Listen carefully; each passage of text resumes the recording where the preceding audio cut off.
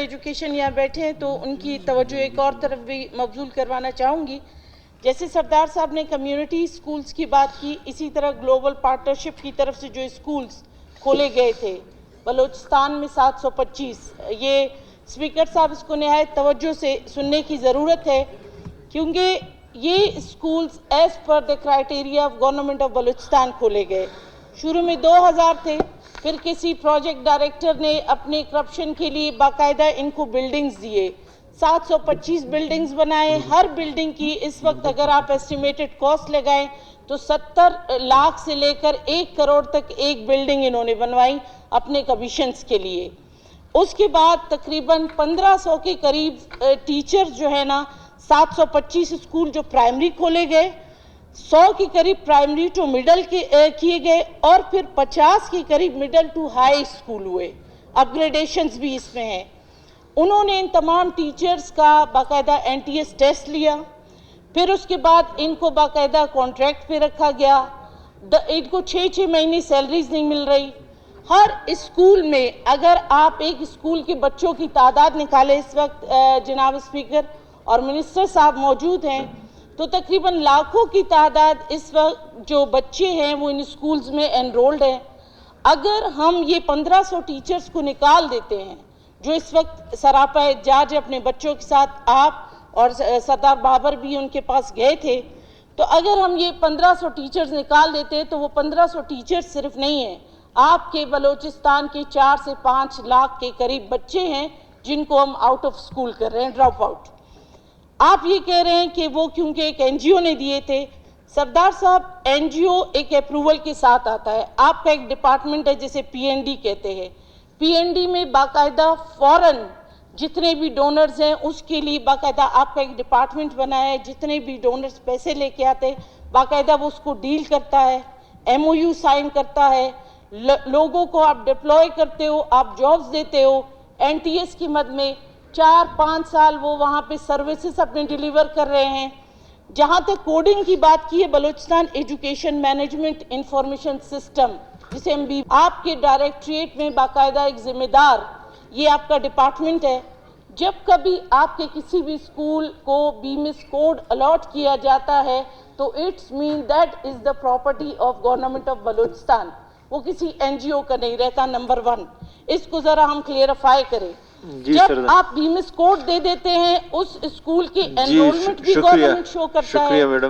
دیکھیں اسپیکر صاحب، اس میں سب سے پہلے میں کہتی ہوں جو ہمارے یعنی جو لیکنگ پوائنٹ میں سردار صاحب کو بھی توجہ دلا رہی ہوں کہ آپ نے GPA کے اگر 1500 ٹیچرز کو بے روزگار کیا، آپ نے 4 سے 5 لاکھ بچوں کو آپ نے آؤٹ آف اسکول کر دیا. آپ کا اپنا جو میکینزم ہے وہ آپ کو کلیئر نہیں. آپ کا جو فورن ڈپارٹمنٹ ڈونرز کو ڈیل کر رہے PND، پھر وہ کس لیے بیٹھا ہوا ہے؟ Why he is doing MOU with donors. اور اس کے بعد آپ BMIS بھی الاٹ کرتے ہو. آپ کلیم کرتے ہو گورنمنٹ آف بلوچستان کی یہ 5 لاکھ 6 لاکھ بچے ہمارے انرولمنٹ پہ ہیں.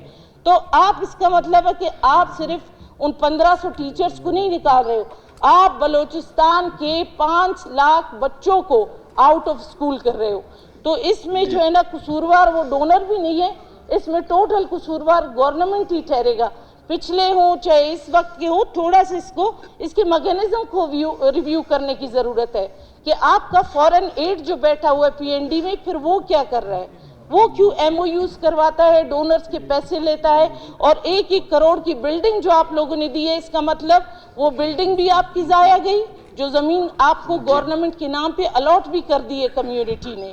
آپ کا جو ہے نا آپ نے PTSMCs بھی رجسٹریٹ کروائے ہیں. مین پوائنٹ سے لے لیتے ہیں. سردار صاحب پلیز، آپ گئے تھے تو اس پہ آپ تھوڑی سی روشنی ڈالیں. جی سردار صاحب. تو میرے خیال میں جو محترمہ ہماری ممبر ہیں ان کو تھوڑا سا ویٹ کر لینا چاہیے تھا کہ CM صاحب آ جاتے تو کوشچن کو تھوڑی دیر کے لیے ڈیفر کروا لیتی تو بہت بہتر. کوشچن نہیں ہے، یہ پوائنٹ آف آرڈر. مگر تھوڑی دیر پہلے آپ نے دیکھا ہوگا کہ میں بولنے کے لیے ریکویسٹ کی تھی آپ سے، اور پھر جیسے CM صاحب اٹھ گئے میں نے وہ ریکویسٹ اپنی واپس لے لی. ایک تو پہلے میں CM صاحب کے حوالے سے بات کر لوں. ایسا کریں میڈم، توجہ دلاؤ، نوٹس لائیں تاکہ منسٹر صاحب کو بھی اس چیز کا. نہیں سر، میں جواب دینے کے لیے تیار ہوں اگر آپ مجھے اجازت دیں تو. جی بالکل. میں اس کے सवाल जवाब देने का पाबंद नहीं हूं। इसके लिए इनको फ्रेश क्वेश्चन देना चाहिए था, मगर मैं क्योंकि वो मेरी बहुत मोहतरम मेंबर पार्लियामेंट है, मेरा फर्ज बनता है अगर मेरे पास नॉलेज है तो मैं उनकी खिदमत में अर्ज करूं। काइंडली तो मैं इस हवाले से जीओपी के हवाले से मैं जवाब देने के पोजीशन में हूं, अगर आप मुझे इजाजत देंगे। जी, जी, इजाजत है बिल्कुल। मुझे? जी। अच्छा सर, ये जीओपी का मसला है, ये काफी अरसे से था और इसके लिए एक ऑर्गेनाइजेशन थी जो इनके लिए फंडिंग करती थी, मगर आगे चल के वाकई इसके लिए हमारे यहाँ जब भी एग्रीमेंट्स होते हैं, प्रोजेक्ट्स आते हैं, यही तो एक मसला है कि जो दुनिया का कोई ऑर्गेनाइजेशन आकर जब हमें फंडिंग देता है तो वो कोई परमानेंट, कोई दुनिया का ऐसा मुल्क, ऐसी एनजीओ, ऐसी ऑर्गेनाइजेशन, ऐसे रूल्स मेरे नॉलेज में तो कम से कम नहीं है कि वो कहेगा कि जी तायाद ये 30 साल नौकरी भी करेगा तो हम इसके लिए फंड देंगे, जिस दिन ये रिटायर होगा तो हम इसकी रिटायरमेंट भी देंगे, आखिर में ये जिंदगी भर इसका जो मेडिकल है वो भी हम देंगे। मेरे कम से कम नॉलेज में ऐसी चीज नहीं है। मोहतरमा के अगर नॉलेज में है तो मुझे वो मेहरबानी करे, कोट करे, ताकि मैं उसको देख सकूं। नंबर 2, उसके अलावा मुझे उनसे सिंपैथीज है, वो कोई 1400 कुछ मेंबर हैं, मतलब टीचर्स हैं, और उनको काफी अरसे से वो इस पेशे से मुंसलिक थे और बहुत अरसा हुआ है। मैं खुद फील करता था कि इन 1400-1500 टीचर्स को नहीं निकालना चाहिए, मगर हमारी मजबूरी थी। हमने उन टीचर्स की एक दफा फाइल उठा के सीएम साहब की खिदमत में भेजी कि वो कैबिनेट में इसको डिस्कस करें और ये करें, और हमें वो इसकी इजाजत दें कि हम उनके लिए इस कमिंग बजट में हम उनको परमानेंट करने के लिए फंड्स के लिए रिक्वेस्ट करें। मगर बदकिस्मती से वो फाइल डेफर होके सीएम साहब से हमारे पास आ गई कि इसको रहने दें और इसको फर्दर वो मत करें। फिर हमने एक दिन अखबार में देखा कि एक हड़ताली कैंप जो है वो यहां पे लगा है, और वो काफी दिन, और उस वक्त यहां पे एक बहुत एक लहर थी सर्दी की, और सख्त सर्दी थी। उसमें कुछ औरतें अपने बच्चों के साथ खुद आगे रोडों के ऊपर उन्होंने रहना शुरू कर दिया। मैं एक लफ्ज पहले भी आप थे कि मैंने ये कहा था कि वो लफ्ज मेरे गले में पड़ गया था और किसी ने समझने की कोशिश उसको नहीं की। ऐसे ही मेरे ऊपर एक इल्जाम लग गया कि मैंने अपनी माओं और बहनों के लिए गलत लफ्ज इस्तेमाल किया, और वो अल्लाह गवाह है कि मेरे 4 मेंबर रुकन मेरे साथ, एक तो गवाह मेरे साथ एक बैठा हुआ है, इसके अलावा आपका इंटीरियर वजीर दाखिला भी था, 3 और मेंबर भी थे।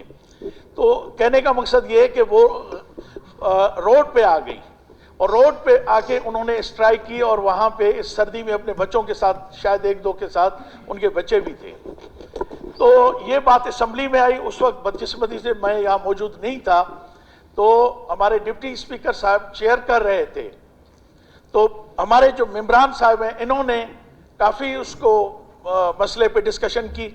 आखिर ये तय हुआ कि स्पीकर साहब उनसे खुद भी मिलेंगे, डिप्टी स्पीकर साहब खुद भी मिलेंगे, और मुझे भी वो बताएंगे, या कंसर्न और जो लोग हैं उनको भी बताएंगे। तो मैं और डिप्टी स्पीकर साहब जाके उनसे खुद मिले, उनसे बातचीत की, और हमने उनको इस चीज़ पे कायल किया कि आप स्ट्राइक से उठ जाएं, ये आप लोगों के लिए मुनासिब नहीं है, आप भी हमारी माएँ हैं, बहनें हैं, आप रोडों पे बैठी हुई हैं, ये हमारे लिए बायसे शर्म है। मगर उनका मसला जेन्युइन है। तो मैं और सेक्रेटरी साहब हम दोनों गए, उसके बाद मैंने फाइल को मूव किया है। फाइल हमने चीफ मिनिस्टर साहब के खिदमत में भेजी है कि वो इसको कैबिनेट में डिस्कस करें, और हो सकता है कि अगर सीएम साहब मेहरबानी करें तो इसका मुझे अप्रूवल दें। तो जैसे मेरे मोहतरमा ने कहा है, मुझे भी बड़ी खुशी होगी इनको दोबारा री एम्प्लॉय करने में। ये परमानेंट नहीं है, मगर मेरी ख्वाहिश है कि इनको परमानेंट किया जाए। और